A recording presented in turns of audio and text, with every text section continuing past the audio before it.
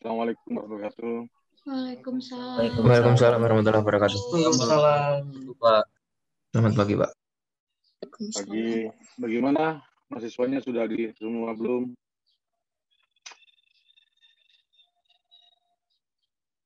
Sudah di semua belum mahasiswanya? Belum, Pak. Belum ya. Bagaimana kita mau mulai ya?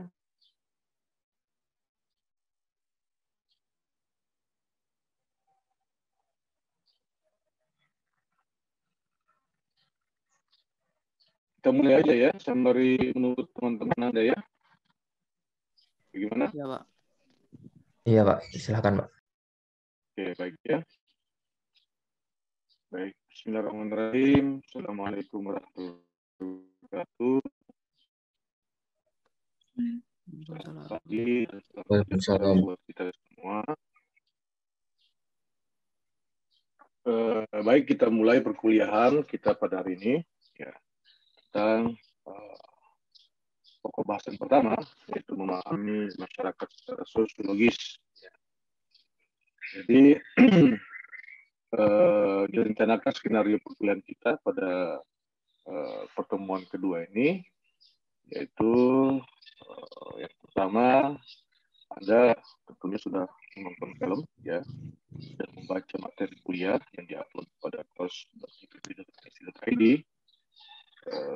Tentunya ini sudah diupload seminggu sebelum kuliah, jadi saya beranggapan Anda sudah membacanya. Kemudian Anda akan pada sesi pertama 20 menit pertama akan memberikan pandangan-pandangannya ya, terkait agama dan wabah penyakit, kemudian negara, wabah, dan krisis pangan. Ya. Setelah itu saya akan memberikan penjelasan 40 menit berikutnya. Jadi pertama adalah saya akan mendengarkan dari Anda, ya, karena saya berasumsi sudah Anda menonton dan sudah mengupload ya bahan materi kuliah kita pada kesempatan yang hari ini, maka setiap orang, karena harusnya per kelompok ya, jadi saya mendengar informasi belum pembentukan kelompok, acak menunggu orang ya, yang ada di kelas ini ya, untuk memberikan video yang diberikan 60 menit berikutnya, 40 menit berikutnya saya akan menjelaskan dan kuliah kita. Kemudian setelah 40 menit berikutnya lagi, jadi Anda diminta untuk menonton film dokumenter ketiga, berjudul Penelitian UMKM Digital dan Solusi di Tengah-Tengah Pandemi, durasinya 7 menit 27 detik ya.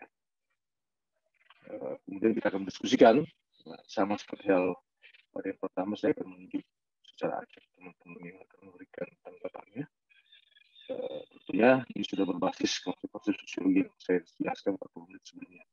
Jadi total kita akan kuliah selama baik. Suaranya agak putus-putus, Pak. Berkomentar. Suaranya agak putus-putus. Sekarang gimana? Iya, Pak, suara putus-putus. Masih putus-putus, Pak. Masih putus-putus, berarti signalnya ini. Halo? Bentar ya, saya coba. Enak, Pak. Oke.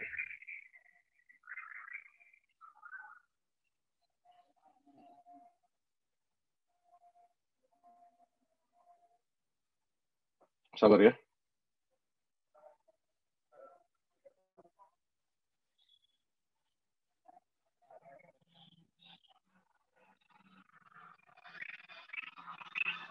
Oke.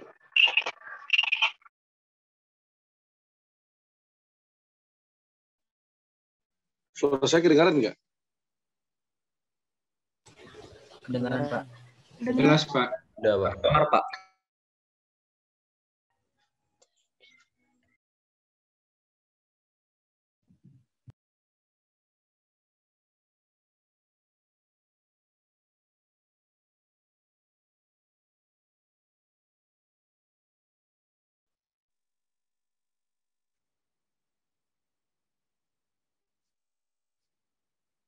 Apakah suara saya jelas? Sudah, Pak. Jelas, Pak. Jelas, Pak. Oke, jelas ya. Baik. Jelas, Pak. Berarti saya ulangi lagi, 20 menit pertama kita akan mendengarkan informasi atau analisis teman-teman sekalian ya terkait dengan film yang telah disajikan, yaitu tentang agama dan wabah penyakit serta negara wabah dan krisis pangan. Ya, saya tidak akan menunjuk per kelompok karena kelompoknya belum terbentuk. Harapannya nanti saya persilakan kepada Anda semua untuk membentuk kelompok ya. Seharusnya asisten atau nanti saya minta dosen pendamping ya, Ibu Asri, apakah bisa mengkoordinir untuk membentuk kelompok bagi Anda semua. Setelah 20 menit, kemudian kita akan menjelaskan, saya akan menjelaskan mengenai konsep-konsep dalam penelitian ini, dalam pembelajaran kita ini. Kemudian yang 40 menit berikutnya, kita akan nonton film lagi tentang bagaimana mendiskusikan topik bangkitnya UMKM, Go Digital jadi solusi di tengah pandemi. Kemudian saya juga mintakan nanti kepada Anda semua, terutama terkait dengan pemahaman Anda terkait video yang nonton dengan konsep-konsep yang telah saya jelaskan. Baik, saya persilakan kepada Anda untuk memberikan penjelasan. Sorry. Kenapa ini?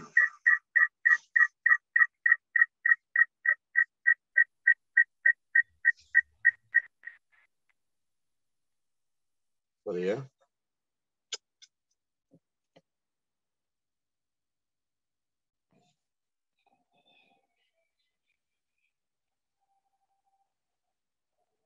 Suara saya kedengaran? Dengar, Pak.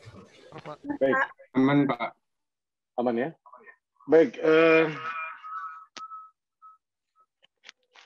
Saya persilakan nanti saya tunjuk satu persatu ya. Karena asumsi saya Anda sudah nonton dan sudah membaca bab kuliah. Jadi saya minta secara acak nanti Anda menjelaskan. Mungkin 4 orang, masing-masing 5 menit bisa menjelaskan. Jadi 20 menit pertama kita bisa memperoleh gambaran tentang video dan pemahaman Anda tentang bagaimana konsep sosiologi dalam masyarakat.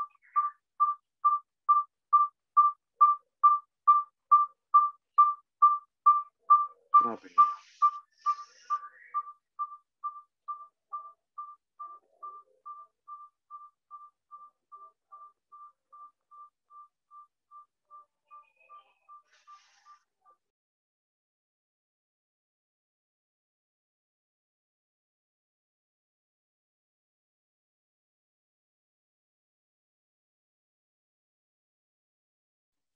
Suara saya kedengaran?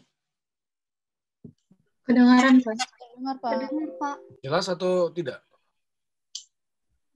Jelas, Pak. Alhamdulillah. Oke, jelas ya? Baik. Jelas, Pak. Ya, kalau gitu gini aja lah. Saya tidak perlu pakai alat-alat lain lagi. Baik, saya persilakan yang pertama. Mana ini? Siti Salimatul Asna. Silakan. Anda sudah menonton kan dan membaca? Silakan, mana Siti? Siti Salimatul Asna. Oke, silakan Siti. Baru saya mencatat keaktifan Anda dalam ruang ini. Video yang agama dan wabah penyakit atau video yang wabah terus sama yang food itu? Yang pertama, yang agama. Baik, untuk yang pertama, agama dan juga wabah penyakit. Menurut saya terlihat miris ketika ada beberapa oknum atau beberapa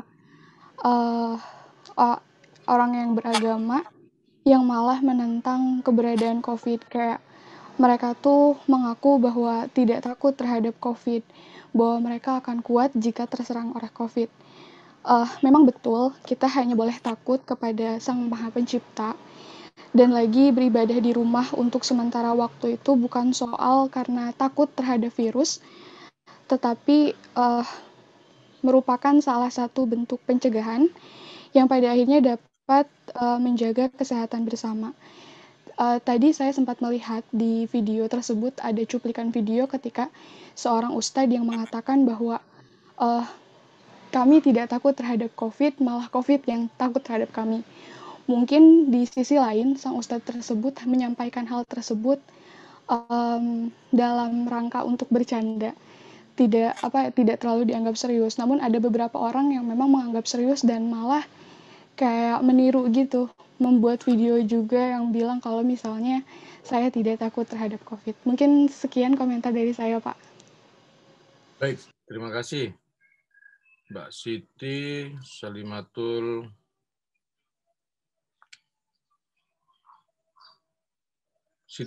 siapa tadi namanya? Siti Salimatul Asna. Asna. Anda NRP-nya berapa? C3. C3, oke. 4012. Baik, C3 ya. Ya. Oke, terima kasih Mbak Siti. Sama seperti Mbak Siti, ya, saya minta kepada Muhammad Doni Saputra. Silakan diperlihatkan wajahnya, Muhammad Doni. Ya. Video yang mana, Pak? Video yang pertama? Yang pertama juga ya, yang agama dan wabah penyakit. Ya. Ya, menurut saya dari video tersebut, pandemi ini sangat mengubah gaya hidup kita, terutama dalam kegiatan beribadah atau beragama. Nah, seharusnya pandemi ini tidak melunturkan semangat kita dalam beribadah dan harusnya lebih semangat untuk terus berdoa agar pandemi cepat berakhir. Tapi kita juga harusnya jangan melewati batas atau melanggar akal sehat dalam menjalankan ibadah seperti disampaikan tadi. COVID itu tidak berbahaya dan sebagainya. Jangan sampai seperti itu. Jangan sampai kita gara-gara terlalu semangat beribadah dan kita jadi buta akan ancaman COVID-19 ini. Menurut saya seperti itu sih, Pak. Oke, terima kasih Mas Muhammad Doni Saputra. NRP-nya berapa Mas Doni? C1, Pak. Berapa? C1. C1. C ya? C? Iya, C. Coklat? Yep. Ya. Oke, terima kasih Mas Doni Saputra. Baik, berikutnya untuk film kedua, ya, tentang negara, wabah, dan krisis pangan. Saya persilakan kepada siapa ya? Bentar, saya lihat dulu nih.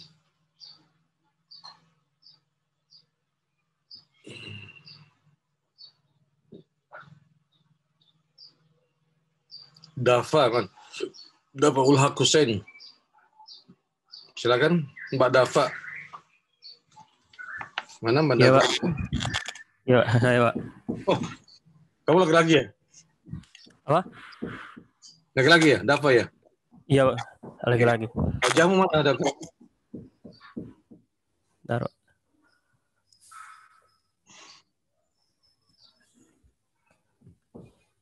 Ya, yang video silakan. Kedua ya Pak? Ya, silakan. Video kedua ada apa? Ya Pak. Ya mungkin karena di pandemi ini memang banyak ekonomi yang turun, terus krisis di mana-mana terjadi. Ya mungkin harusnya kita sebagai masyarakat harus bisa berinovasi agar bisa melawan krisis yang terjadi pada pandemi ini. Karena seperti yang di video itu kan akhirnya banyak orang berinovasi seperti bikin hidroponik, terus berjualan online dan segalanya. Ya, karena pandemi ya kita harus melawannya dengan berinovasi agar tidak jatuh gara-gara pandemi ini. Kan mungkin itu saja. Ya, Pak. Oke. Kamu dari departemen mana, C berapa atau D1, Pak? D? Ya, D1. Dava, ya. D1. Ya, Dafaul Haq. Oke. Baik. Oke. Satu lagi saya minta ya. Margarita. Silakan Margarita. Ya Pak, mohon maaf sebelumnya karena hujan agak berisik. Untuk video yang kedua ya Pak, mengenai pangan, wabah, negara pangan dan wabah. Iya, jadi menurut saya yang paling terlihat jelas itu adalah peraturan-peraturan pemerintah yang sepertinya itu memangkas jati diri bangsa, di mana persawahan di Papua itu kemudian menjadi hal yang, hal tersebut kemudian menjadi hal yang serius ketika kita ketahui bahwa Papua merupakan salah satu daerah yang telah memiliki makanan pokok sendiri, yaitu sagu. Di sana terjadi intimidasi, kemudian diskriminasi, serta ancaman-ancaman kepada para petani-petani sagu, di mana mereka diwajibkan untuk menjual tanah mereka secara paksa. Kemudian, menurut saya lagi, yang lain program-program pemerintah yang memangkas jati diri bangsa ialah seperti pembangunan bandara. Contohnya, seperti pemekaran beberapa bandara di Yogyakarta itu memaksa para petani untuk menjual tanah pertanian mereka begitu. Jadi yang paling terlihat menurut saya ialah peraturan-peraturan pemerintah yang terlihat memangkas jati diri bangsa kita, yang sejatinya kebanyakan masyarakat Indonesia yang awalnya bertani kemudian diarahkan menjadi petambang dengan iming-iming uang dan lain semacamnya. Yang menjadi permasalahan baru ialah sesungguhnya jati diri bangsa itu sendiri itu lebih mahal harganya dibandingkan dengan 15 juta, 25 juta yang ditawarkan oleh para perusahaan itu, Pak. Jadi moral yang telah dibangun itu kemudian diubah, jati diri bangsa yang kemudian sudah dari awal ada kemudian digantikan dengan hal-hal yang seperti itu. Kemudian masalah selanjutnya ialah seharusnya pada masa pandemi itu petani mendapat perhatian penuh. Iya memang betul, namun kembali lagi peraturan-peraturan pemerintah itu menurut saya kurang tepat karena lagi-lagi memangkas jati diri bangsa. Kemudian yang menyita perhatian saya lagi itu juga adalah bahwa petani-petani itu kebanyakan berpendidikan rendah sehingga mereka hanya menggantungkan hidup mereka pada lahan pertanian saja sehingga tidak dapat atau sulit untuk mencari pekerjaan-pekerjaan baru seperti misalkan harus yang terjadi di Kalimantan Tengah atau Kalimantan Timur misalnya mereka harus yang terjadi untuk pembangunan PLTU mereka tidak mungkin bisa memasuki PLTU bisa bekerja sebagai staf atau semacamnya karena mereka berpendidikan rendah seperti itu Pak. Baik, terima kasih Mbak Margarita. Ada yang mau jadi volunteer? Milih silakan salah satu video, yang pertama atau yang kedua. Boleh saya, Pak? Boleh, Pak. Boleh saya, Pak? Saya, Pak. Saya, Pak. Saya, Pak. Censa Amalia. Silakan, Censa. Baik, Pak. Tapi sebelumnya mohon maaf off-cam karena jaringan ya, Pak. Oke, ya. Silakan. Mau menambahkan di video kedua, Pak. Jadi di video kedua yang bisa saya tangkap itu banyak sekali lahan-lahan pertanian yang diambil paksa atau dijual paksa dan itu akan dibuat menjadi istilahnya pertambangan gitu, Pak. Itu sistemnya kan sistem kontrak. Nah, jadi mereka walaupun sistem kontrak istilahnya nanti bisa kembali lagi tanahnya, tetapi lahan tersebut tidak bisa digunakan kembali untuk lahan pertanian karena sebelumnya sudah rusak digunakan oleh lahan pertambangan dan itu sangat tidak bagus jika digunakan untuk lahan pertanian. Kemudian seharusnya perspektif manusia ini kita itu harus luas gitu pikirannya karena dari awal itu manusia sudah terbiasa dengan bahan pangan beras ya Pak. Jadi menganggap kita itu harus makannya sama beras padahal di sisi lain kebutuhan pangan yang ada di alam itu kan banyak banget. Jadi di saat wabah seperti ini tuh seharusnya pangan-pangan yang ada di alam itu bisa kita jadikan sebagai bahan cadangan selain beras karena di saat wabah kayak gini banyak banget lahan-lahan yang istilahnya diambil paksa gitu, jadi kebutuhan pangan juga semakin menurun, kualitas beras juga semakin menurun. Kalau misalnya manusia bisa membuka pikirannya bahwa beras, selain beras ini ada lagi pangan yang bisa kita manfaatkan, nah itu udah pasti manusia juga akan selamat dari wabah pandemi ini. Kemudian di Kalimantan itu ada lahan gambut sama perkebunan sagu yang diubah menjadi pertanian yang berhektar-hektar. Kan pada saat dulu pernah dilaksanakan, pernah dirancang oleh Soeharto, namun gagal. Nah saat ini kembali dirancang lagi dan gagal lagi. Nah menurut saya itu bukan suatu jalan keluar, karena udah adanya lahan gambut dan perkebunan sagu saja itu sudah menjadi manfaat bagi kita untuk memenuhi kebutuhan hidup manusia dari bahan pangannya gitu, Pak. Mungkin Baik. itu, Ya, oke. Terima kasih uraian yang panjang oleh Censa. Censa, NRP-nya depannya apa? Di berapa? E1, Pak. G1. E1. G1. Oke. Baik, satu lagi saya minta silakan. Ada yang mau? Boleh saya, Pak? Boleh, Pak. Boleh saya, Pak? Ya. Najib, Pak. Apa?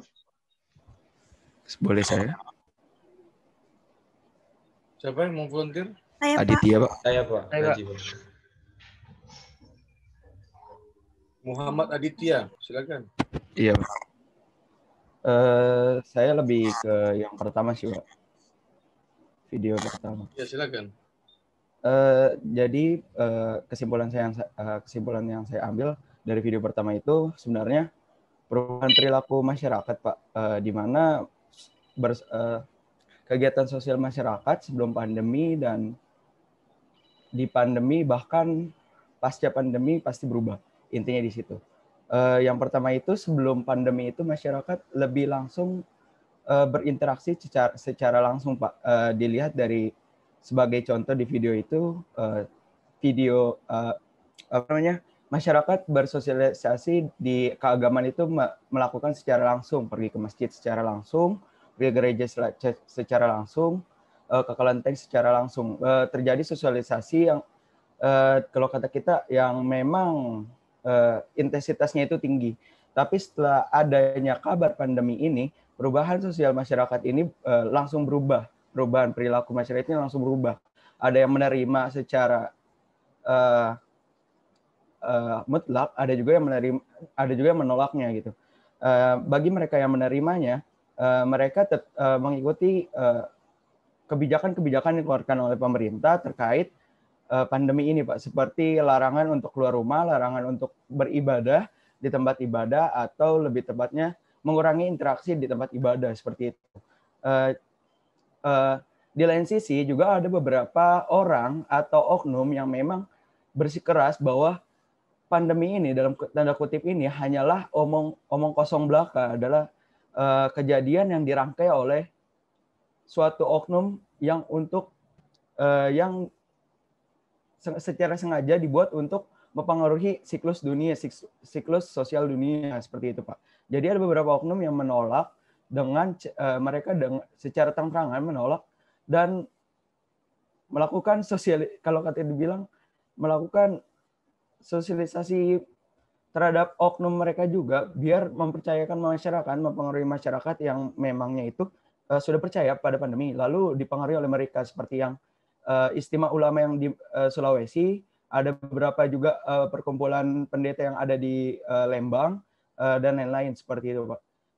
Dan juga ada beberapa perkiraan, kita belum tahu sampai sekarang ini pandemi itu kapan selesainya, tapi ya pemerintah sudah mempersiapkan interaksi sosial atau perilaku sosial yang sudah diperkirakan itu pasca pandemi. Apakah ada perubahan di dalam perilaku sosial masyarakat yang berubah?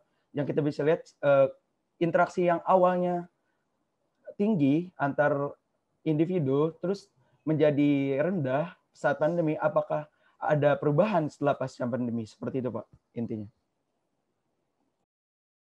Terima kasih, Pak.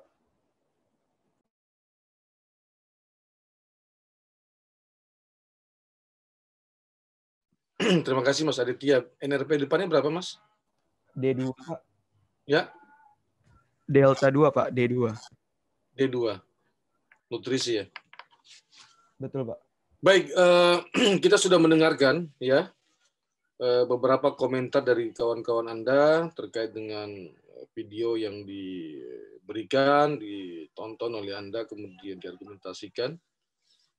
Sebenarnya sangat menarik kalau Anda kaitkan dengan perkuliahan kita hari ini terkait bagaimana memahami masyarakat secara sosiologis, ya, bahwa ada kelompok agama, ada negara, itu merupakan satu bagian entitas sosial yang kita perlu memahaminya lebih jauh, bahwa tindakan-tindakan yang dilakukan itu memiliki motif ya. Nah, sehingga tentunya dasar-dasar dari tindakan itu manifestnya di dalam konsep dan teori sudah dijelaskan. Baik, 40 menit ke depan saya akan menjelaskan. Mudah-mudahan ini bisa Anda pahami dan juga bisa membuka dialog di antara kita sembari menonton video ya pada sesi ketiga nanti. Bagaimana ini, sudah dilihat? Sudah Pak. Sudah Pak. Lihat Pak. Sudah Pak. Baik. Oke. Nanti saya persilakan kalau ada sesuatu yang tidak jelas, silahkan diinterupsi ya. Masuk aja interupsi Pak Sofyan, misalnya saya ingin bertanya dari penjelasan Bapak. Kalau ada yang tidak jelas, jadi nanti saya coba jelaskan lagi. Ya, jangan Anda sungkan untuk menginterupsi atau bertanya dalam proses penjelasan yang saya lakukan. Oke, baik. Teman-teman sekalian, pokok bahasan pertama ini bagaimana kita memahami masyarakat secara sosiologis. Ya. Anda sudah paham kan tentang sosiologis itu? Ada yang ingin memberikan pandangannya? Apa sosiologis itu? Silakan. Saya sudah sampaikan kemarin, sosiologi itu apa? Katanya sosio dan logos. Sosio itu apa? Logos itu apa? Ada yang mau jadi relawan? Silakan. Saya Pak. Najib Pak. Siapa? Ilham. Ilham Aziz. Atau siapa? Najib Pak. Aji, silakan Ji. Iya. Ya, terima kasih Pak. Jadi sosiologis itu cara kita mempelajari masyarakat melalui gejala-gejala sosial, struktur sosial, perubahan sosial, dan jaringan atau hubungan interaksi antara masyarakat. Seperti itu Pak.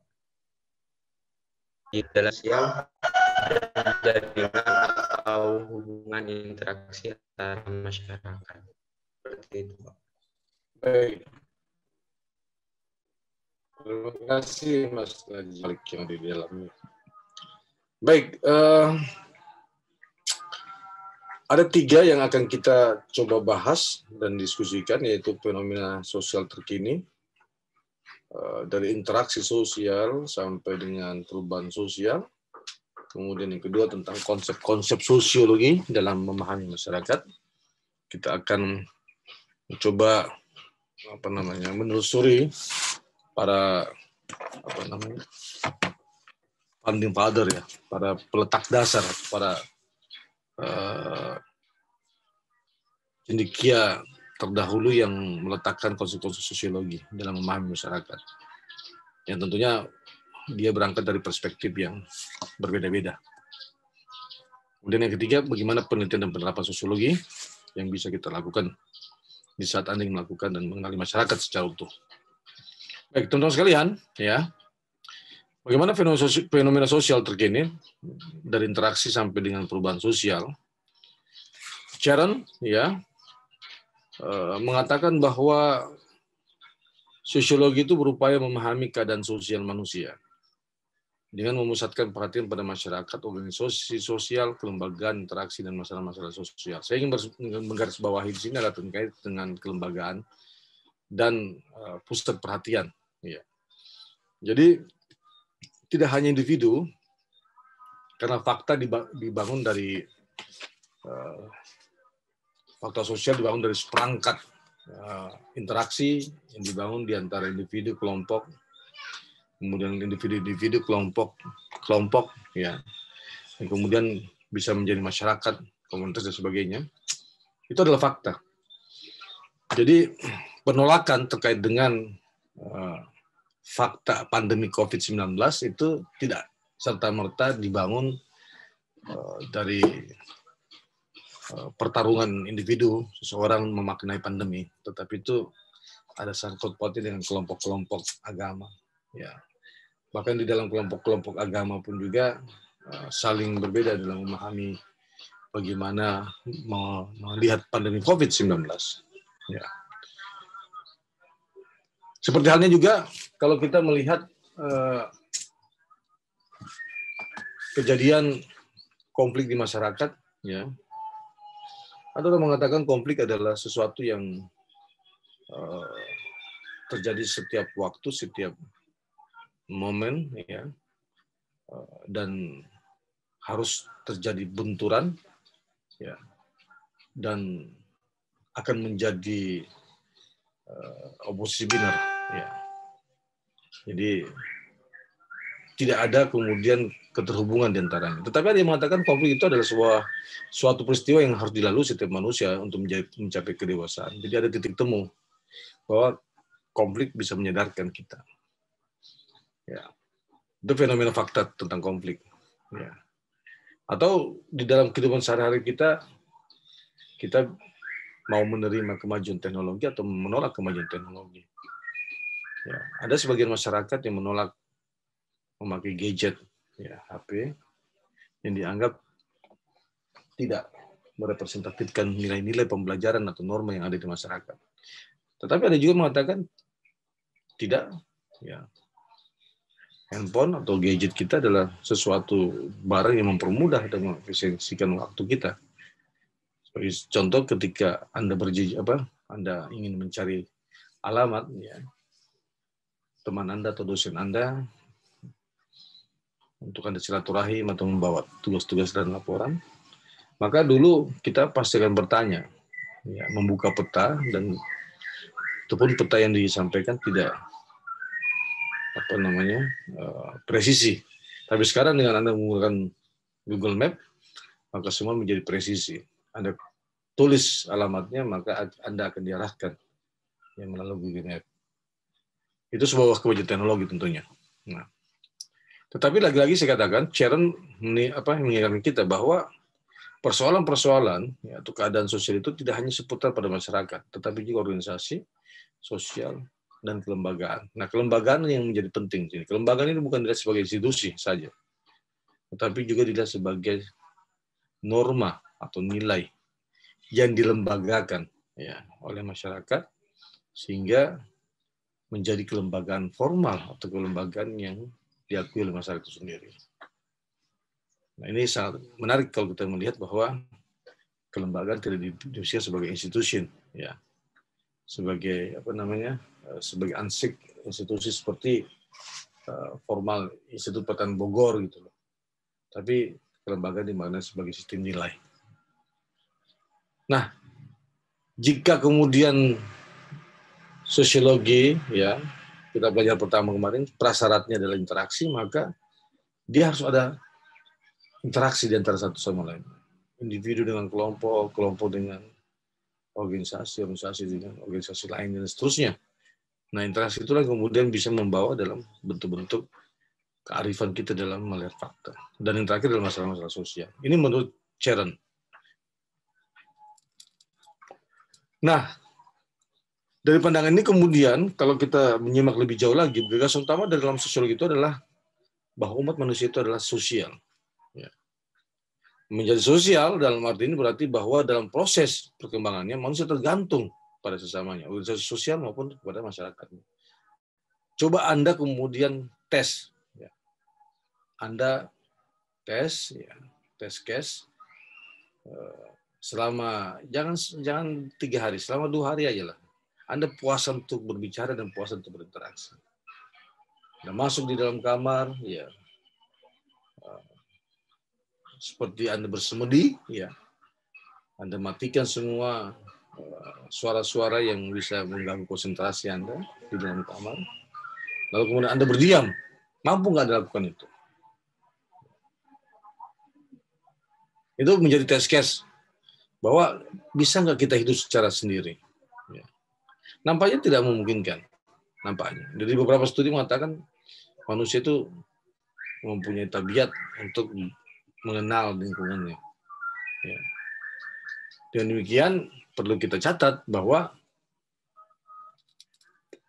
sosiologi, ya, kata kuncinya adalah ada ketergantungan satu dengan lainnya. Karena dia adalah sebagai manifest dari dimensi sosial. Ya. Jadi sosial itu berarti ada interaksi dan ketergantungan di antara satu dengan lainnya. Nah, dengan demikian sosiologi bisa dirumuskan sebagai ilmu yang mempelajari struktur sosial dan proses-proses sosial termasuk perubahan-perubahan sosial. Jadi keyword yang kita kemudian harus pahami di dalam sosiologi itu sendiri adalah dia belajar tentang struktur sosial. Apa sih struktur sosial? Struktur sosial itu fondasi yang membangun sebuah masyarakat yang terstruktur, berhierarki, terhierarki. Ada lapisan atas, lapisan sedang, lapisan bawah.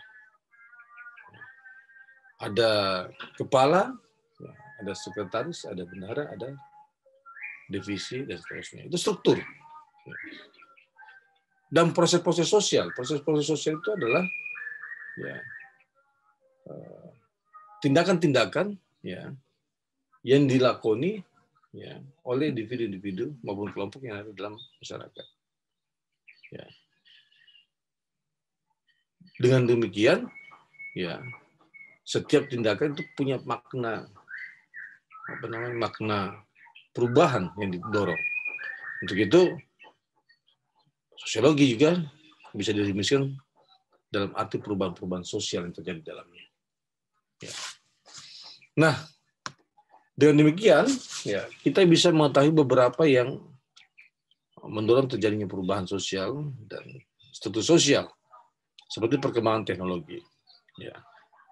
Tentunya di dalam proses itu semua ada positifnya, ada negatifnya. Ya. Sebagai misal, dampak positif dari perkembangan teknologi itu adalah komunikasi, ya, tidak lagi kemudian ada jarak. Ya. Handphone, ya, dulunya hanya bisa untuk mendengarkan suara, sekarang suara dan wajah Anda tergambar dengan baik. Ya. Dulu, ya, telepon tidak bisa dibawa, tetapi dengan adanya handphone, maka handphone bisa dibawa serta kemana-mana. Ya. Jadi dampak positif dari teknologi itu hadirnya adalah mempermudah akses dalam hal komunikasi. Tidak hanya komunikasi, pertukaran informasi dan data. Ya. Ketersediaan email, website, newsgroup, kemudian WhatsApp, ya, yang ada sekarang ini akan mampu, ya, berita-berita yang dari ujung timur Indonesia sampai ujung barat bisa kita collect, kita bisa ketahui, sehingga bisa membaca dengan baik. Ya. Dan tentunya terakhir ada transaksi. Ya. Artinya teknologi mempermudah kita. Dulunya kita membayar dengan uang cash, ya, perlu narik transfer, ya, perlu narik dari transfer orang tua dari bank, kemudian dibelanjakan. Nah, sekali dengan adanya GoPay dan seterusnya, ya, pembiayaan elektronik, ya, itu menjadi menarik untuk menempatkan bagaimana pembacaan kita tentang situasi dan kondisi sosial yang ada di dalamnya. Namun demikian kita sadari bahwa perkembangan teknologi juga memberikan dampak yang negatif, seperti digital divide dan inequality, ya. Kemudian kecanduan, perubahan perilaku buruk pada anak atau seorang yang akibat dari menir atau terinspirasi konten dari internet. Kejahatan cyber juga terjadi, buzzer seperti sekarang. Banyaknya buzzer yang tidak lagi kemudian mengindahkan etika dan norma yang berlaku di antara kita, tetapi sesuai dengan kepentingan. Kemudian sistem kerja digantikan oleh teknologi, ya, mengakibatkan kebutuhan tenaga kerja berkurang, ini menjadi pengangguran. Ini tidak mau kita pikirkan secara baik-baik bahwa perkembangan teknologi ini memiliki dampak negatif. Ya. Dan terakhir adalah kualitas sumber daya menurun. Nah, ini seperangkat bagaimana kemudian teknologi bisa merubah struktur dan menghadirkan perubahan-perubahan yang terjadi dalam masyarakat sendiri. Demikian halnya juga dan dampak COVID, ya, dampak pandemi COVID-19. Kita melihat bagaimana lumpuhnya perekonomian kita, di mana pengangguran meningkat, penurunan daya beli masyarakat kurang, ya, penurunan daya beli masyarakat kurang, kemudian perubahan dari norma-norma yang berlaku munculnya rasa curiga antar sesama. Dulu, sewaktu awal-awal terjadinya lockdown, ya, PSBB misalnya, betapa kemudian orang sangat takut dan mencekam, ya, terkait dengan pandemi COVID. Bandingkan dengan sekarang, ketika orang sudah mengenal informasi, jadi melihat saksi dan sebagainya, hampir boleh dikata hanya sebagian kecil orang yang kemudian tertib dengan 3M-nya. Ya. Mungkin mereka beranggapan ya sudah yang terserang COVID-19 adalah mereka yang memiliki penyakit-penyakit bawaan, sehingga mudah. Tetapi yang terjadi hari ini kemudian dianggap biasa-biasa saja. Dan ini perubahan-perubahan yang terjadi. Eksklusi sosial dan konflik, ya. Akibat kemudian COVID dianggap berbahaya, kemudian kita tidak mau bergaul lagi, bahkan enggan datang kepada teman dan seterusnya. Padahal itu tidak seperti yang kita bayangkan.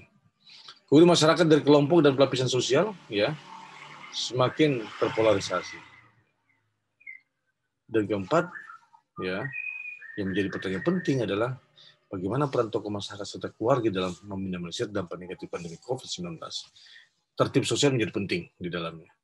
Nah, ini perangkat bagaimana kita melihat hadirnya teknologi, perkembangan teknologi, dan bagaimana dampak diberikan dari hadirnya pandemi COVID-19.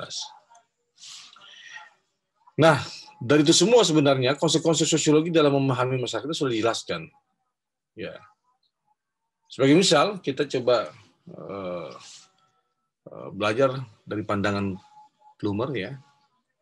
Ia mengatakan bahwa isu-isu tentang sosiologi ini adalah seputar pemberontakan, peperangan, revolusi politik, transformasi sosial. Ya. Ini sudah sejak lama diperkenalkan, ya, dalam kajian-kajian sosiologi. Juga sosiologi menganalisis relasi-relasi sosial yang berada di balik kehidupan biasa sehari-hari. Seperti bagaimana harga sepatu basket yang mahal, tunawisma, popularitas, diskriminasi sosial, ya, seks, fanatisme agama, maupun hal-hal biasa seperti tomat, telepon, dan toilet, atau disebutnya 3T. Ya.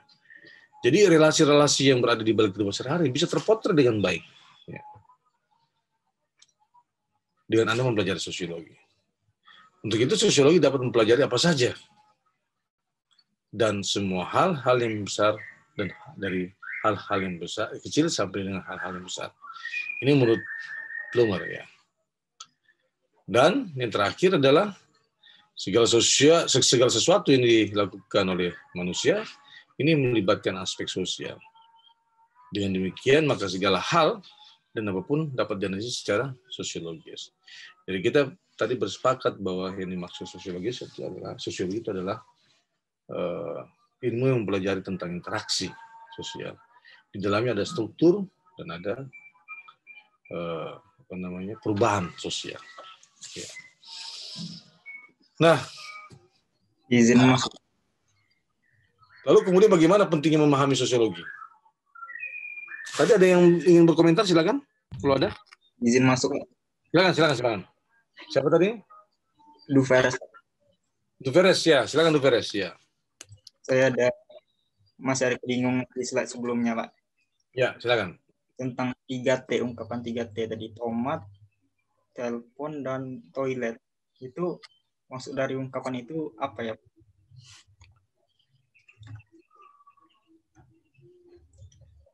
Oke. Ini sebenarnya terkait dengan aktivitas keseharian, ya. Misalnya kalau kita berbicara mengenai tomat tidak hanya sekedar komoditi kan, ya. Tapi tomat itu merupakan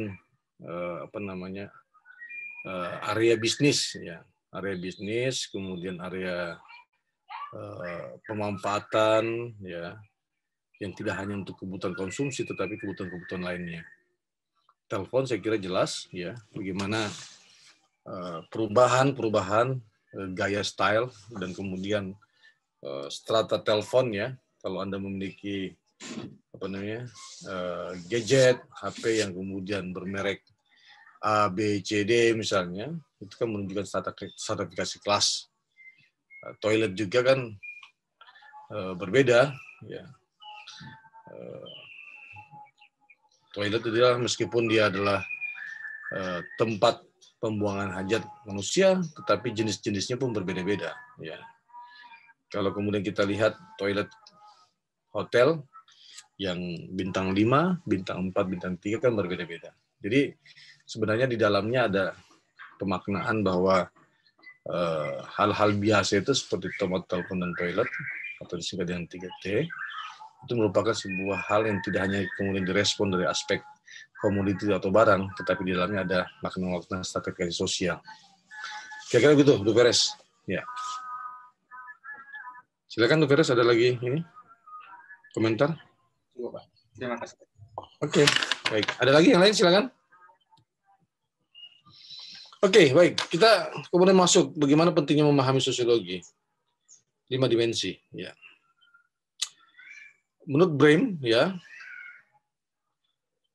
dimensi sebuah objek yaitu panjang lebar dalam waktu dan sosial. Seperti halnya dengan sosiologi. Ketika kita kemudian ingin mempelajari fakta sosial, maka kemudian kita bisa melihat seberapa kemudian jauh analisis yang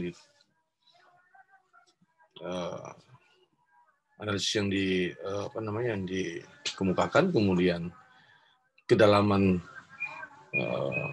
materi yang kemudian untuk membongkar fakta yang ada, kemudian durasi waktu, ya, serta setting sosial atau latar belakang kejadian. Ya, sebagai misal, kalau kita ingin mempelajari tentang kemiskinan, ya. Nah, kemiskinan ini kan tidak hanya sekedar kemiskinan, ya. Ada kemudian dibagi menjadi kemiskinan struktural dan kemiskinan kultural, ya. Ada yang disebabkan karena kebiasaan-kebiasaan, atau ada yang diakibatkan karena bukan kebiasaan, tetapi karena faktor-faktor dari supra masyarakat, apakah itu negara, organisasi, seterusnya. Ya. Nah, tentunya, ya, kemiskinan bisa kita kemudian pelajari lebih jauh dengan beberapa ragam indikator. Ya. Ada indikator yang kemudian disajikan melalui World Bank, ada indikator yang disajikan oleh pendekatan partisipatoris, ada juga kemudian kemiskinan dilihat dari aspek ketersediaan sandang pangan dan papan. Ini sangat beragam.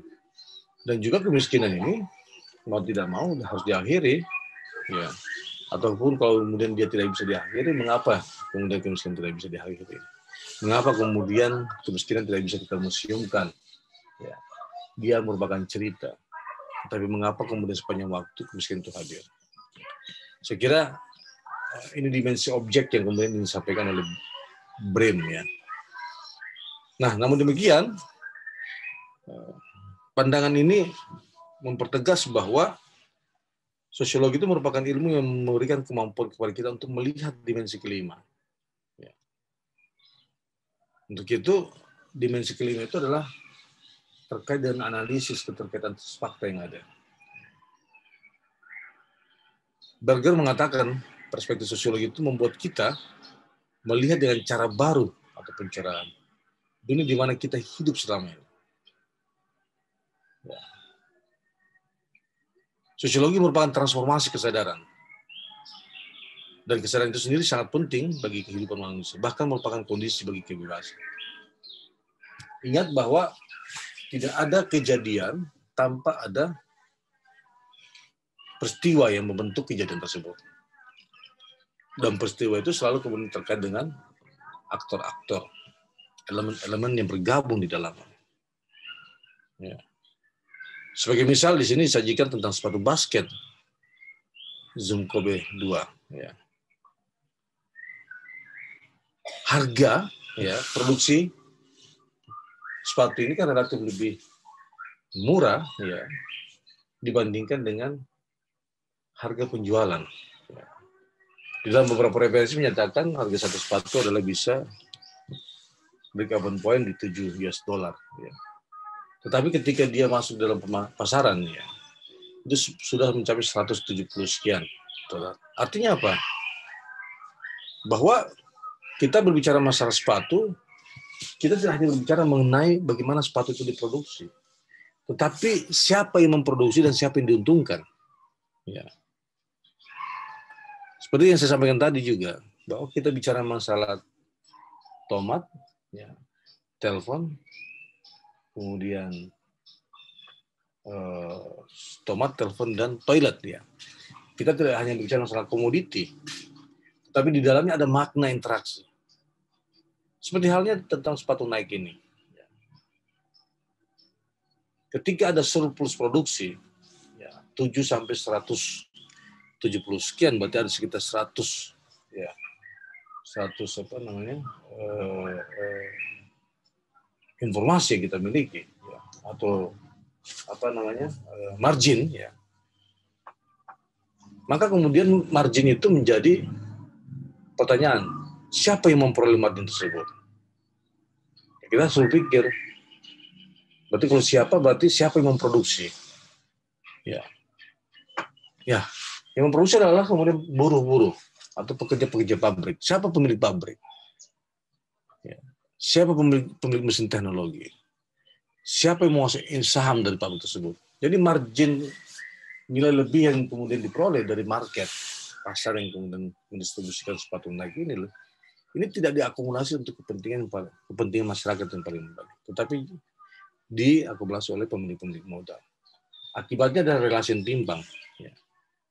Jadi margin yang sangat besar itu diperoleh oleh pengusaha dibandingkan dengan masyarakat atau warga atau buruh tani yang memproduksi sepatu sendiri. Nah, kedalaman ini menjadi menarik ya kalau kita mempelajari sosiologi secara utuh. Nah, namun demikian ya perlu kita ketahui bahwa konsep-konsep sosiologi ini ya selain seperti yang dijelaskan menurut Brehm, kemudian Berger, terus yang pertama tadi Lemmer ya, maka kita harus kemudian mempelajari akar ya, teori klasik yang kemudian membicarakan tentang sosiologi itu sendiri. Ya. Sebagai misal, saya ingin menyampaikan di sini sebagaimana slide yang ditulis ya dan dijelaskan adalah tentang Max Weber. Max Weber ini seorang sosiolog yang kemudian memiliki pandangan tentang perspektif individual, bahwa segala fakta-fakta yang ada ya, itu selalu dimulai dari tindakan-tindakan individual. Lalu kemudian tindakan individual menjadi tindakan sosial yang mendasari setiap manusia untuk melakukan. Sehingga dikenal, ya, menurut Weber, ada beberapa tipe tindakan sosial ya, yang umumnya dilakukan oleh masyarakat kita. Yaitu yang pertama tindakan tradisional. Ya. Contoh kasus pernyataan individunya adalah saya melakukan ini karena saya selalu melakukannya. Ada kebiasaan yang dilakukan oleh seseorang, ya, sehingga dia menjelaskan bahwa saya melakukan itu atau ini karena saya selalu melakukannya. Nah, ketika dia dimanifest menjadi tindakan sosial atau aktivitas sosial, maka aktivitas sehari seperti makan dengan menggunakan sendok, garpu, dan mengucapkan salam kepada teman menjadi kebiasaan yang kemudian berlaku ya, di dalam sebuah masyarakat. Ini kemudian disebut dengan tindakan tradisional. Ada juga kemudian tindakan afektif. Ya. Sebagai misal kalimatnya adalah, apa boleh buat saya lakukan? Ya. Kalau tindakan aktivitas sosial untuk tindakan efektif adalah tindakan emosional para penjudi dan rentenir. Yang ketiga, menurut Weber, ada namanya tindakan rasional berorientasi nilai. Menurut Weber, ya, pernyataan individu yang biasa kemudian mengungkap adalah yang saya tahu hanya melakukan ini. Tetapi dalam aktivitas sosial, ya, berbeda mencapai kemenangan dan mendapatkan keuntungan. Dan yang terakhir, tindakan rasional berorientasi instrumental. Ini tindakan yang paling efisien untuk mencapai tujuan. Dan menurut Weber, ya, inilah cara terbaik untuk mencapainya. Jadi tindakan rasional berorientasi instrumental itu menjadi hal yang penting bagi Weber. Nah, kalau dalam bentuk aksi tindakan sosialnya atau aktivitasnya adalah penaklukan suatu wilayah dengan strategi tertentu. Jadi teman-teman sekalian, ya, Weber sekali lagi menekankan bahwa penggerak daripada, ya, tindakan sosial itu adalah ada sistem norma dan nilai yang berlaku. Namun norma dan nilai ini tidak kaku untuk kemudian dipakai dan digunakan yang lain. Ya.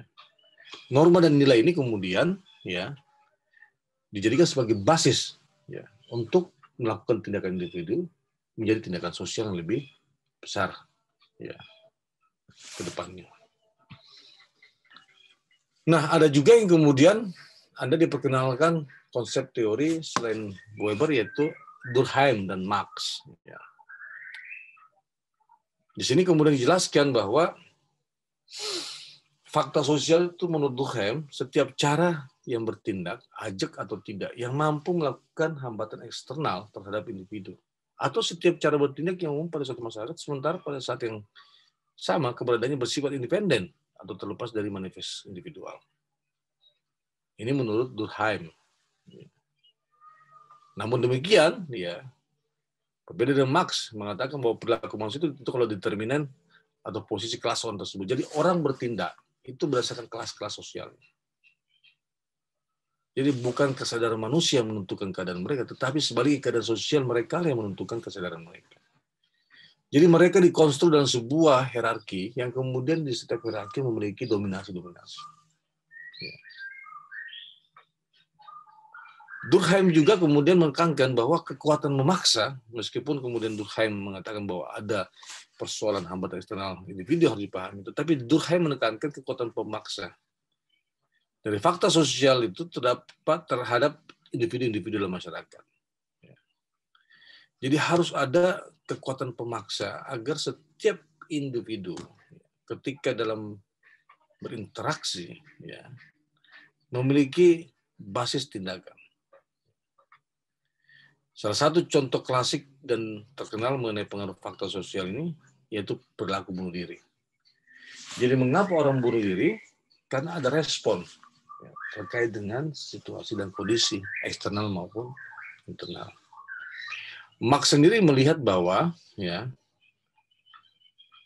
aktor-aktor yang terlibat di dalam sebuah interaksi ini bisa melakukan perubahan sosial, ya.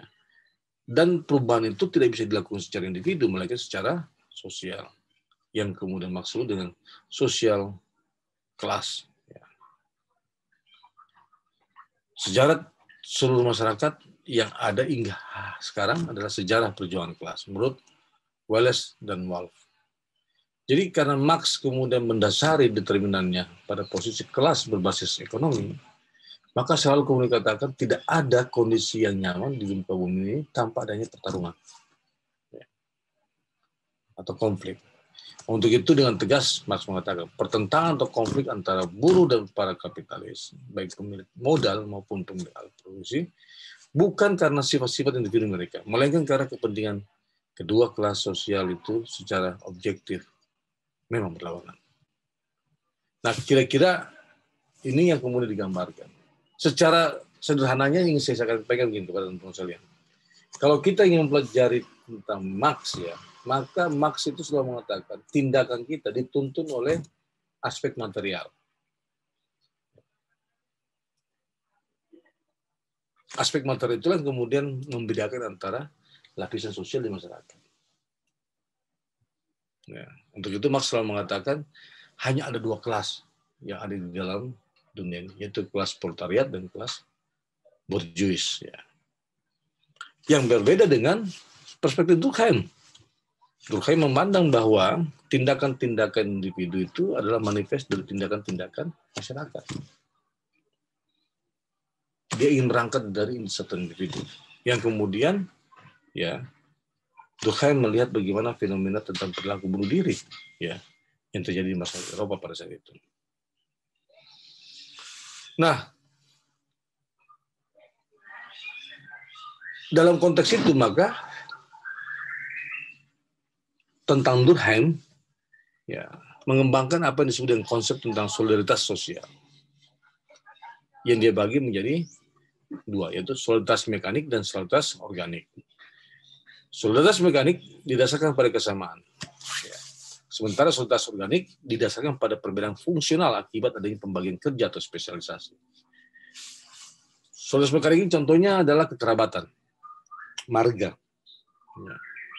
Sementara solidaritas organik ini berdasarkan kemampuan skill, ya, yang fungsional untuk dilakukan oleh setiap orang. Nah, lalu kemudian bagaimana penelitian dan penerapan sosiologi terkait dengan kehidupan sehari-hari kita? Teman-teman sekalian, dikenal ada dua pendekatan di dalam melihat masyarakat, ya, yaitu pendekatan kuantitatif dan pendekatan kualitatif. Sebenarnya ada lagi pendekatan namanya mixed method. Ya. Mixed method itu adalah kombinasi metodologi penelitian. Nah, di sini ada beberapa perbedaan yang kita bisa lihat dalam pendekatan kuantitatif dan pendekatan kualitatif. Yang pertama adalah kalau pendekatan kuantitatif tentang data. Data ini merupakan angka-angka yang dianalisis secara statistik, sementara berbeda dengan pendekatan kualitatif, data merupakan pernyataan dari informan atau individu yang dijadikan sebagai kasus atau angka-angka dan materi audiovisual. Maksudnya apa tuh Pak? Maksudnya tentang data melakukan pernyataan. Data itu dikumpulkan melalui statement-statement dari masyarakat, yang kemudian nanti kita reduksi untuk menjadi pola, ya. Sehingga, ya, kita bisa melihat kecenderungan dalam sebuah masyarakat.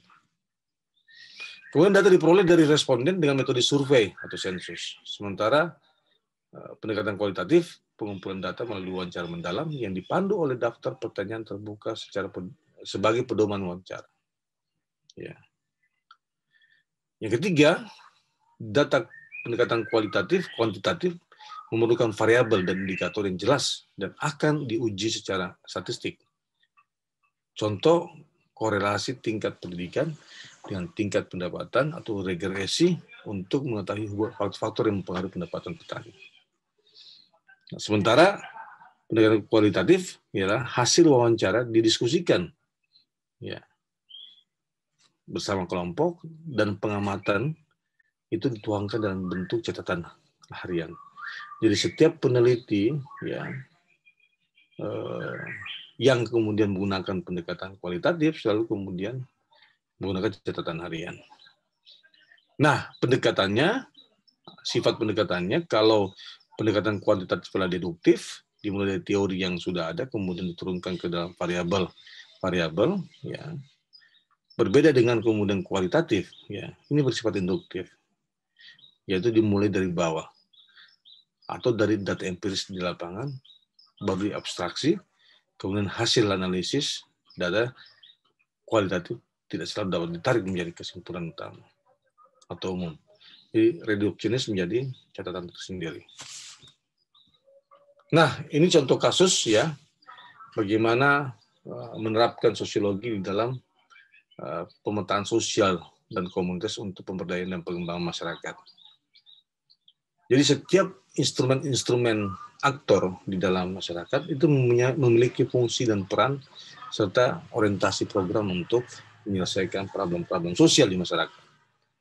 Seperti badan usaha bisa melakukan corporate social responsibility yang disingkat CSR, kemudian pemerintah punya PNPM, ya, PNPM itu Program Nasional Pemberdayaan Masyarakat, atau kemudian sekarang pemerintah memiliki dana desa.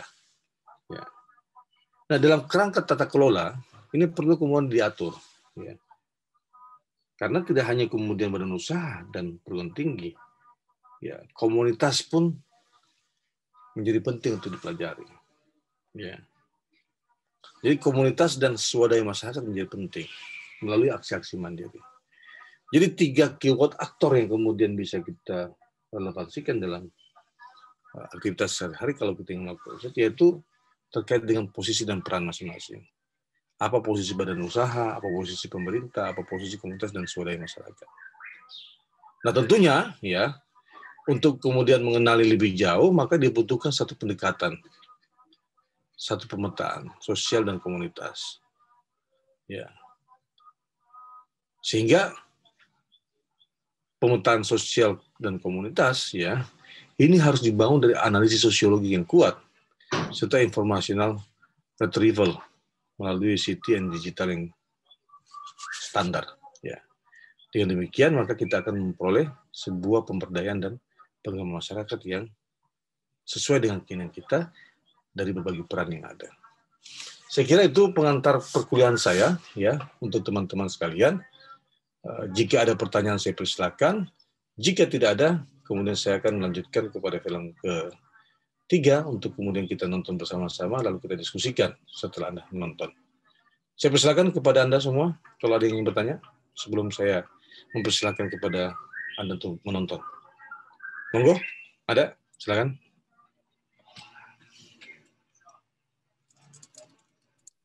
Izin bertanya, Pak. Satria, silakan Satria. Untuk saya yang teknologi ya, karena kan teknologi yang menjadi sudah maju secara pesat gitu. Yang fokuskan adalah ke teknologi di poin yang sistem itu sehingga akhirnya mengakibatkan meningkatnya angka pengangguran. Nah, sini kan untuk kita dan orang-orang bisa dunia atau masih bisa berperan untuk mengubah dunia sangat ingin teknologi itu lebih maju agar dunia ini lebih mudah gitu, lebih mudah diakses karena teknologi kan juga mempunyai banyak kelebihan.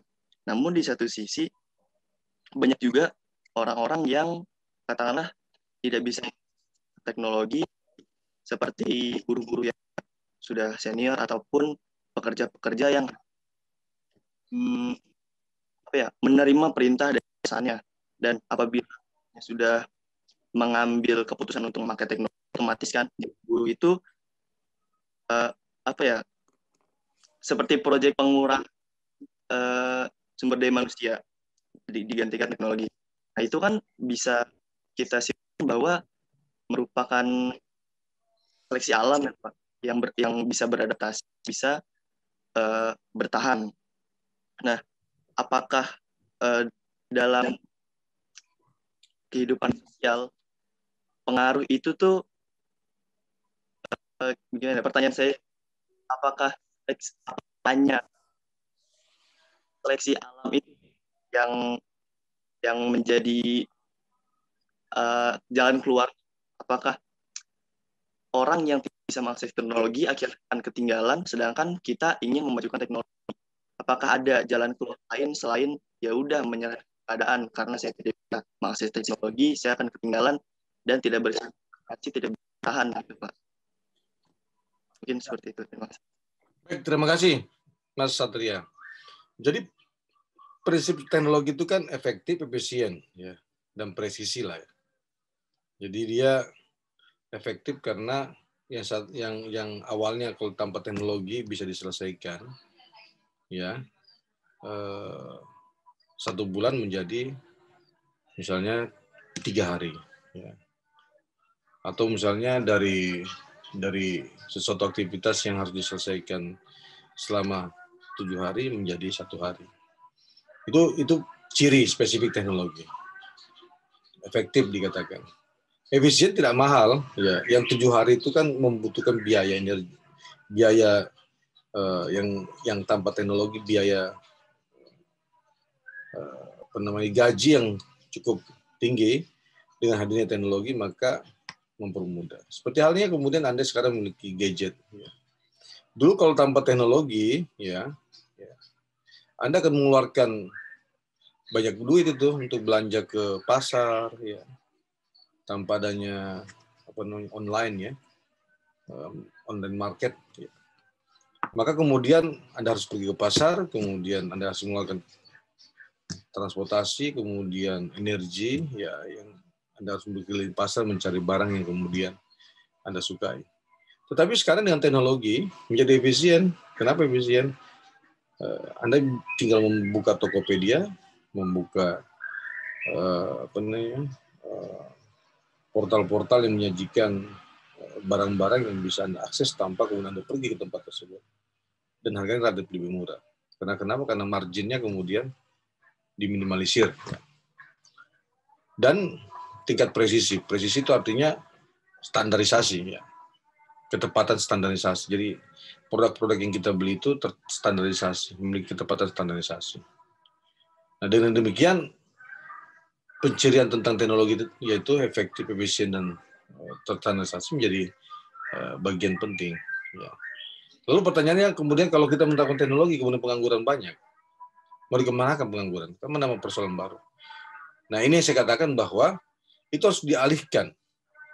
Ya, awalnya misalnya kalau kita kemudian aktivitas sudah berorientasi pada industri, ya, masyarakat industri, maka sebenarnya satu perusahaan tidak perlu mempekerjakan, ya, misalnya satu perusahaan perusahaan pangan olahan misalnya, seperti Garuda, ya, kacang Garuda, atau kemudian minuman-minuman yang lainnya, ya.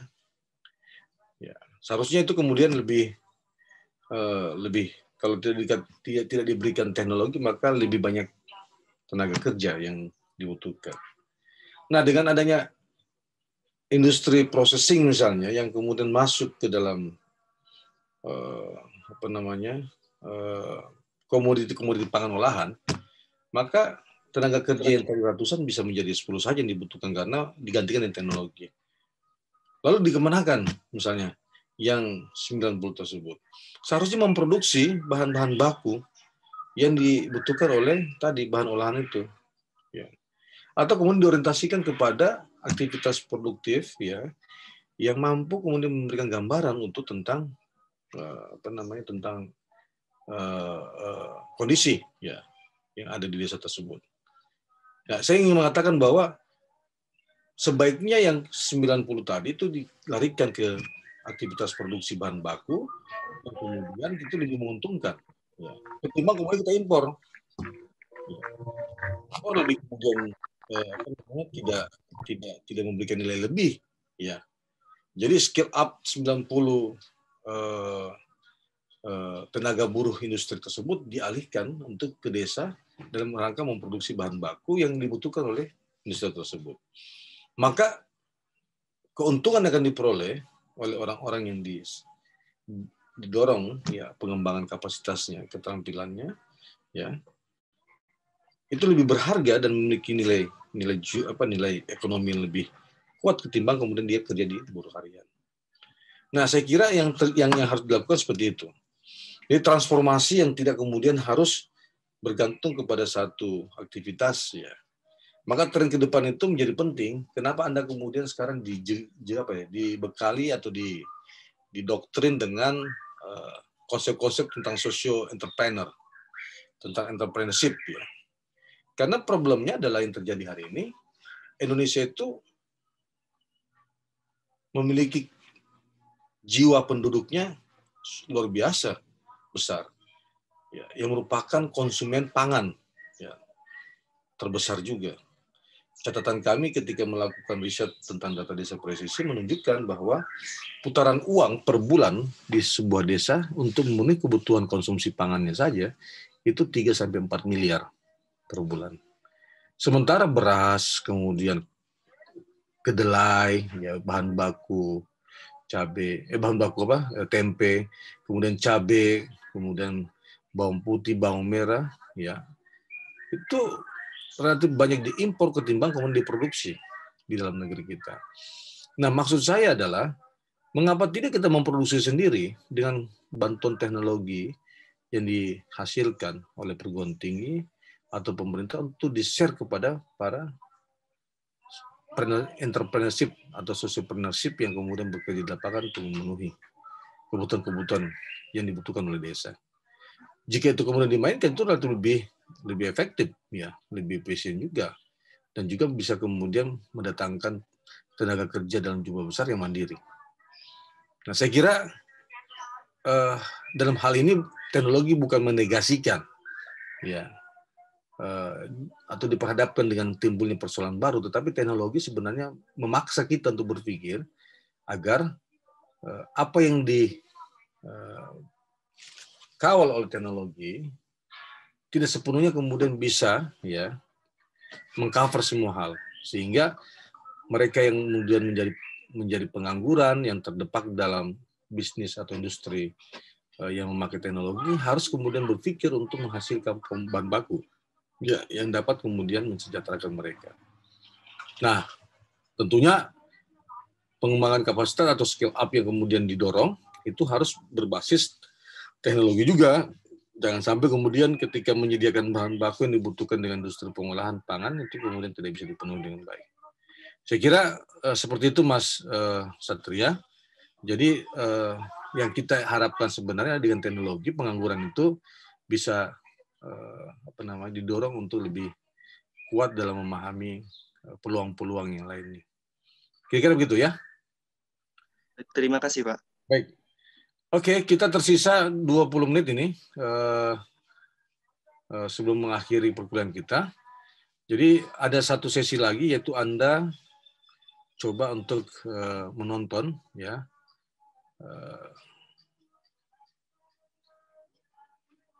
YouTube yang berjudul Bangkitkan UMKM, Go Digital Jadi Solusi di Tengah Pandemi. Ini durasi 7 menit 27 detik, ya. Jadi silakan Anda menonton, kemudian nanti saya akan meminta beberapa mahasiswa yang akan mendiskusikan, ya, apa hasil yang Anda peroleh dari film tentang UMKM ini. Silakan, saya tutup, ya, saya mute dulu.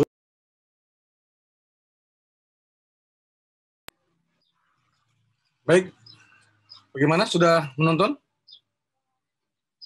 Sudah, Pak. Sudah, Pak. Ya, baik. Saya persilakan kepada teman-teman yang ingin memberikan tanggapan. Izin, Pak. Saya Pak Ahmad Diaw. Saya, Pak. Haji, Pak. Pertama di Hiau. Iya, Pak. Silakan, di Hiau. Ya. Terima kasih, Pak, atas kesempatannya.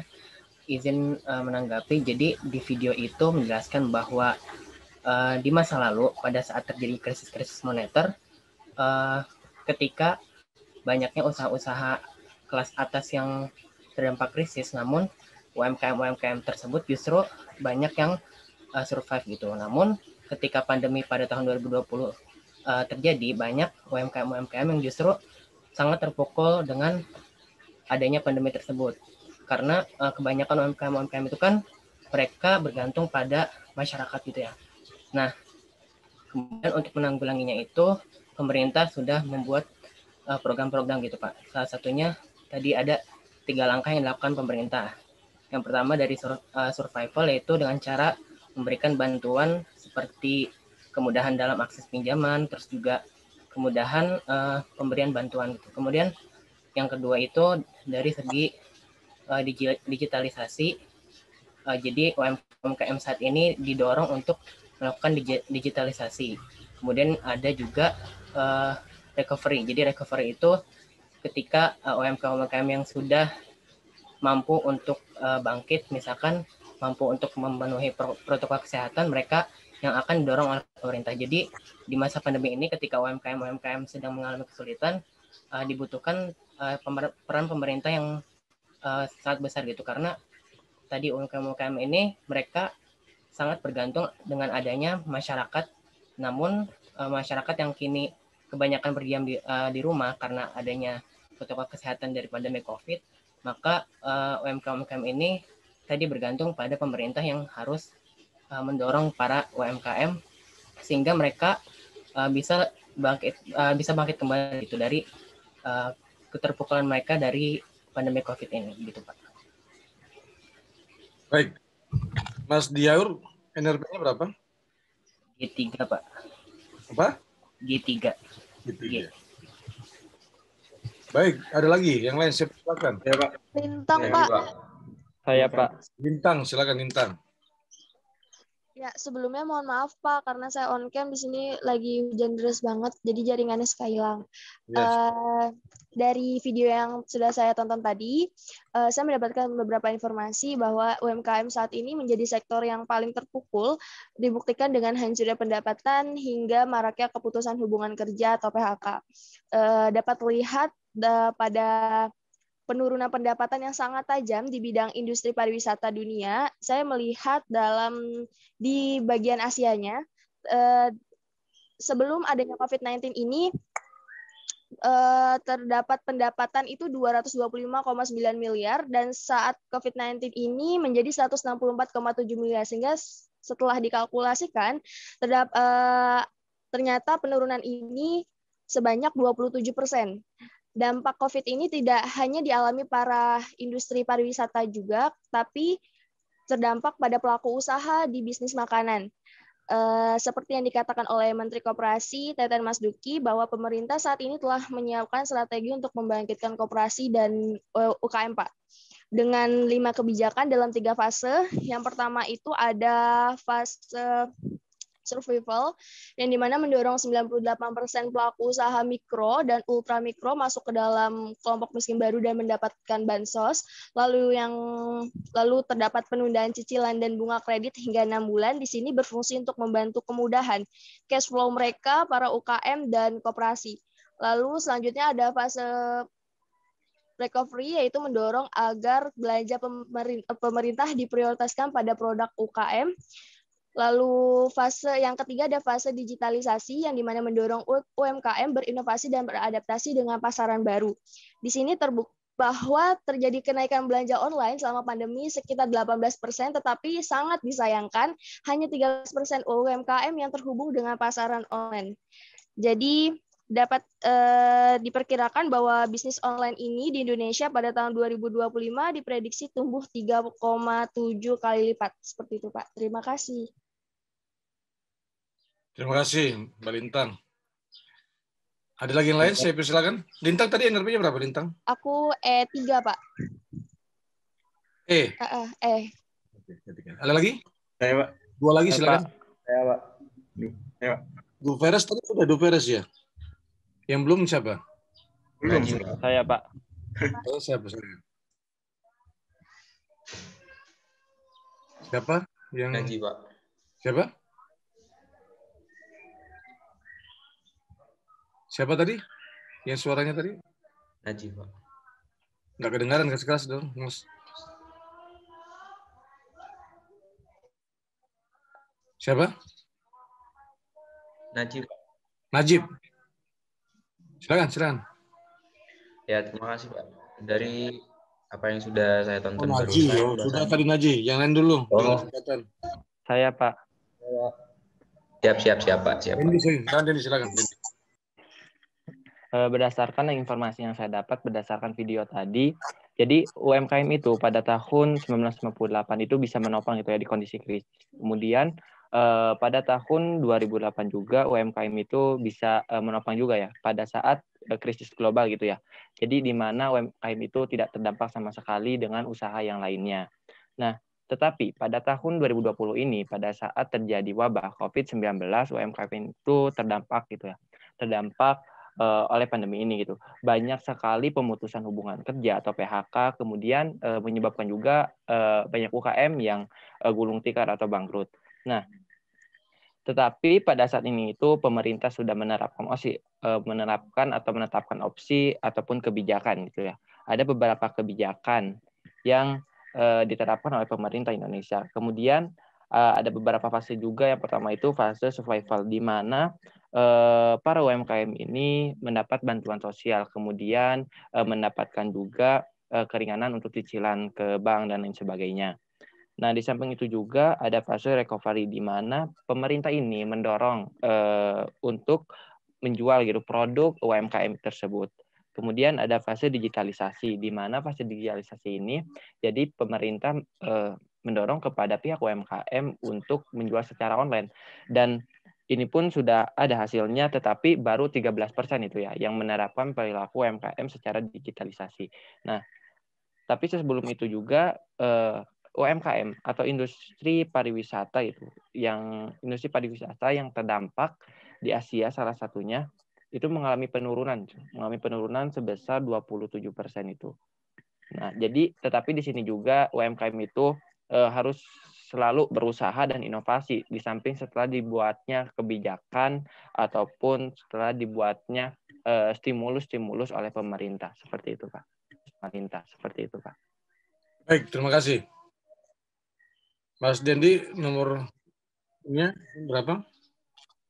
E3, Pak. Ya? E3. E3, oke. E3. Oke, satu lagi silakan. Saya, Pak. Saya, Pak. Saya siapa? Ranim. Silakan Ranim.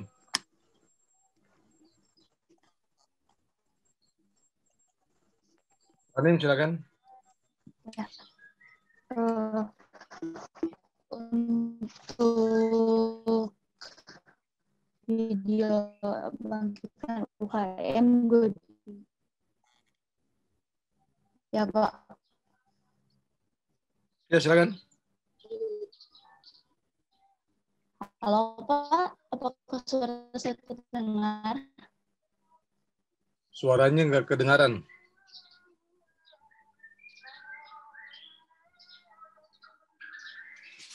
Halo?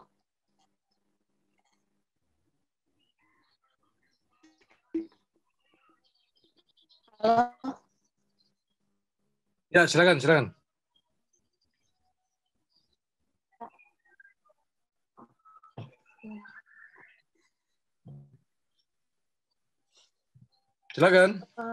UMKM Ranim, silakan. pada tahun 98.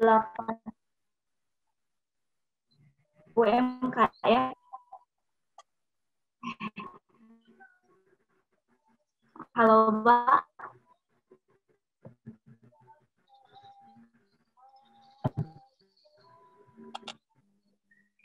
Oke, suaranya nggak kedengaran sih. Oh. Oke, yang lain dulu ya, silakan. Terdengar tidak, Pak?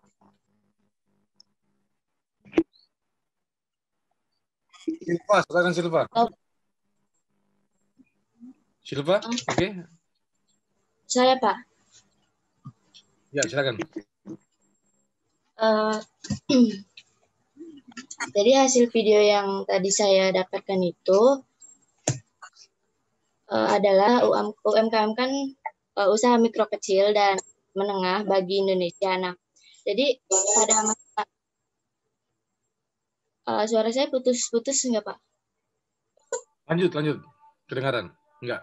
Ya, silakan. Nah, jadi UMKM ini pada saat pandemi mengalami penurunan gitu, Pak. Jadi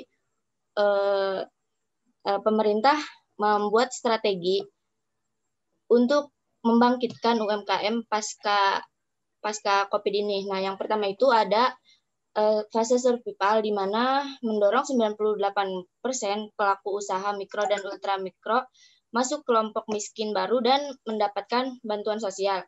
Lalu adanya penundaan cicilan dan bunga kredit hingga 6 bulan. Nah, jadi di sini tuh pajaknya disubsidi oleh pemerintah sehingga diharapkan bisa membantu masalah UMKM dan koperasi. Terus adanya pemodalan baru untuk UMKM dan koperasi melalui kredit usaha rakyat atau KUR. Lalu yang kedua itu ada fase recovery. Nah, jadi fase recovery ini mendorong agar belanja pemerintah itu diprioritaskan pada produk UMKM. Jadi lalu yang jadi untuk meningkatkan UMKM berkembang itu ada juga melalui yang terakhir itu fase digitalisasi, di mana mendorong UMKM UMKM berinovasi dan beradaptasi dengan pasar baru. Dengan adanya fase ini, belanja online di Indonesia itu meningkat, tapi UMKM yang terhubung dengan pasar online itu cuma sedikit, Pak. Padahal fase digitalisasi ini gimana ya, bisa ngebantu gitu, Pak. Di masa pandemi ini sangat cocok gitu fasenya, karena kan lagi pandemi itu belum boleh keluar. Jadi fase digitalisasi ini itu, Pak, bisa mendorong UMKM. Gitu, Pak, yang saya dapatkan. Ya, Terima kasih. Ya. Silva, berapa NRP-nya, Silva? G3, Pak. G3 ya? G3. Baik, terima kasih teman-teman sekalian. Saya kira film tadi menunjukkan adaptasi terhadap perubahan menjadi penting ya. Mengapa saya katakan penting? Karena tadi ketika kita memahami sosial masyarakat, kita akan bisa memahami secara baik dan utuh terkait dengan situasi dan kondisi hendak kemana masyarakat kita akan tuju, atau bagaimana masyarakat bisa beradaptasi dengan kondisi yang ada. Tadi kita sampaikan, kita lihat bahwa resiliensi atau daya lenting masyarakat ketika ada pandemi, beralih komoditas atau beralih bisnis menjadi hal yang penting dan menjadi hal penguatan yang utama. Dan demikian saya ingin sampaikan kepada Anda, mempelajari sosiologi berarti tidak hanya mempelajari interaksi dan struktur sosial, tetapi juga bagaimana memaknai posisi masyarakat dalam perubahan. Dan mudah-mudahan ketika kita memahami perubahan tersebut, maka serta-merta kita akan bisa menyesuaikan ya hendak kemana masyarakat itu kemudian mengambil peran dan fungsinya agar bisa bertahan dengan hidup. Saya kira itu catatan penting tadi terkait dengan film yang kita nonton. Nah, makanya kemudian perlu kita lihat dan kita analisis dari sisi tentang konsep sosiologis ya, di dalam memahami persoalan-persoalan yang ada di lapangan. Teman-teman sekalian, untuk perkuliahan kita kali ini saya kira cukup sekian. Saya ingin menyampaikan kepada Anda, supaya tidak lupa nanti, monggo dikonsultasikan untuk membentuk kelompok ya, agar di sesi-sesi berikutnya nanti keterwakilan kelompok menjadi penting untuk kita berbagi informasi dan berbagi pemahaman terkait dengan materi maupun tugas yang diberikan. Saya kira demikian, sampai bertemu di perkuliahan ketiga nanti. Mudah-mudahan Anda bisa menerima dengan baik ya perkuliahan kita pada hari ini. Mohon maaf atas segala kekurangan. Sampai jumpa di pertemuan berikutnya. Bila taufiq hidayah, wassalamualaikum warahmatullahi wabarakatuh.